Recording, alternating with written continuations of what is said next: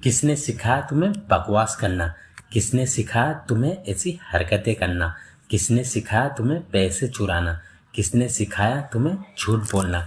तो गाइस इस तरह के सेंटेंसेस जो कि अक्सर हमें हमारी डेली लाइफ में कभी न कभी जरूर बोलने होते हैं। आई एम श्योर आप लोगों ने भी इस तरह के सेंटेंसेस जो कि अपनी डेली लाइफ में अक्सर बोले होंगे, जिनमें कि हमें बोलना होता है किसने सिखाया तुम्हें। तो गाइस इस तरह के सेंटेंस को इंग्लिश में बोलने के लिए एक फ्रेज यूज किया जाता है, वो है हु टॉट यू, जिसका हिंदी मीनिंग होता है किसने सिखाया तुम्हें। तो आइए इसको स्ट्रक्चर में कैसे यूज किया जाता है देखते हैं। तो सबसे पहले बोला जाता है who taught you, to verb की first form plus other word, और लास्ट में क्वेश्चन मार्क लगाना ना भूले अगर आप राइटिंग कर रहे हो तो आप एग्जांपल्स ले लेते हैं ताकि और बेटर तरीके से सीख सके। किसने सिखाया तुम्हें बकवास करना? Who taught you to talk nonsense? Who taught you to talk nonsense? किसने सिखाया तुम्हें ऐसी हरकतें करना? Who taught you to do such things? Who taught you to do such things? किसने सिखाया तुम्हें पैसे चुराना? Who taught you to steal money? Who taught you to steal money? किसने सिखाया तुम्हें झूठ बोलना? Who taught you to tell a lie? Who taught you to tell a lie? किसने सिखाया तुम्हें गाली देना? Who taught you to abuse? Who taught you to abuse? किसने सिखा तुम्हें बड़ों से इस तरह बात करना? Who taught you to talk like this with elders? Who taught you to talk like this with elders? वह मुझसे तंग आ गया है। वह स्कूल जाने से तंग आ गया है। मैं इस ट्रैफिक जाम से तंग आ गया हूँ।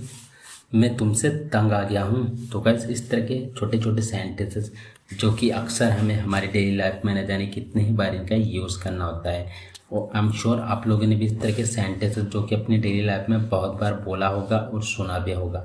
तो आज की इस वीडियो में हम लोग सीखने वाले हैं कि इस तरह के सभी सेंटेंसेस को इंग्लिश में कैसे बोला जाता है। तो गाइस इस तरह के सभी सेंटेंसेस को इंग्लिश में बोलने के लिए जिस फ्रेज का यूज़ किया जाता है वो है फेड ऑफ, जिसका हिंदी मीनिंग होता है तंग हो जाना।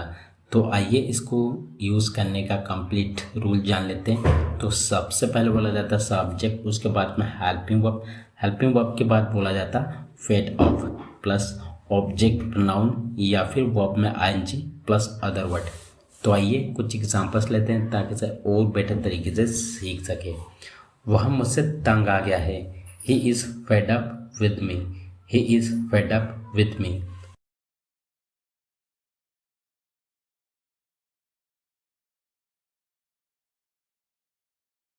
मैं इस ट्रैफिक जाम से तंग आ गया हूँ। I am fed up with this traffic jam. I am fed up with this traffic jam. मैं तुमसे तंग आ गया हूँ। I am fed up with you. I am fed up with you. लोग बेरोजगारी से तंग आ चुके हैं। People are fed up with unemployment.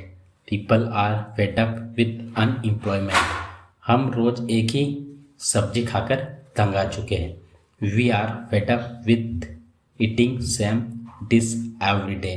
We are fed up with eating same dish every day. मैं उसे समझाकर तंग आ चुका हूँ। तुम तो एक बात को पकड़कर बैठ जाते हो। एक बात को पकड़कर मत बैठो।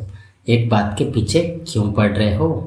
तुम तो हमेशा एक बात के पीछे पकड़कर बैठ जाते हो।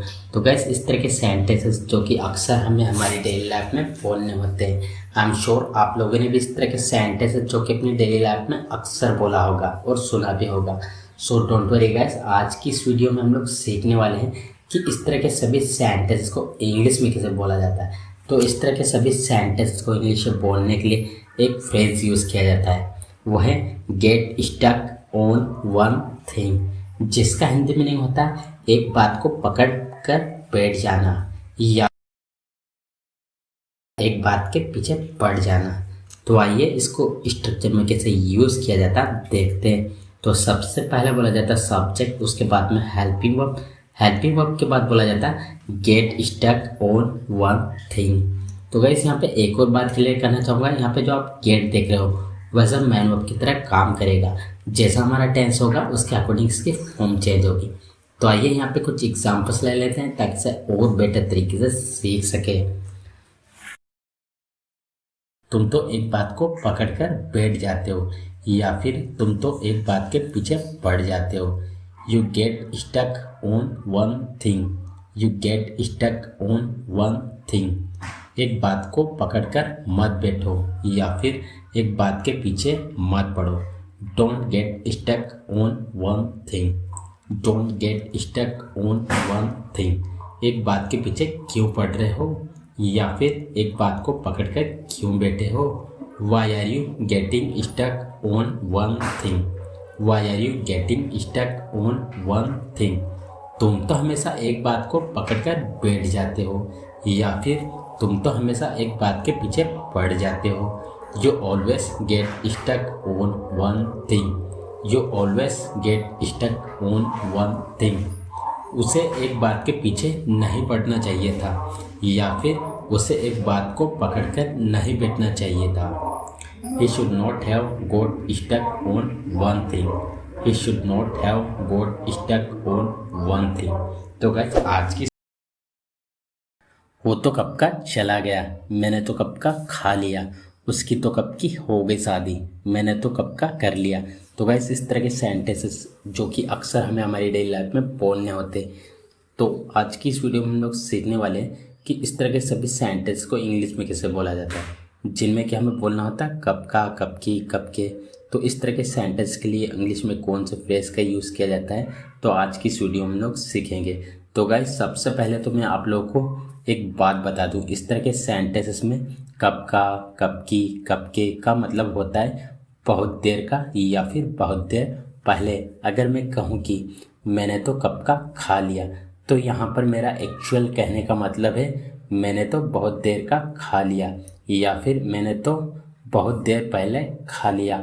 हम अपनी बात पर थोड़ा जोर देने के लिए कब का, कब की, कब का यूज़ करते हैं, पर इसका मतलब ये नहीं कि कब का, कब की इंग्लिश ढूंढते रह जाए।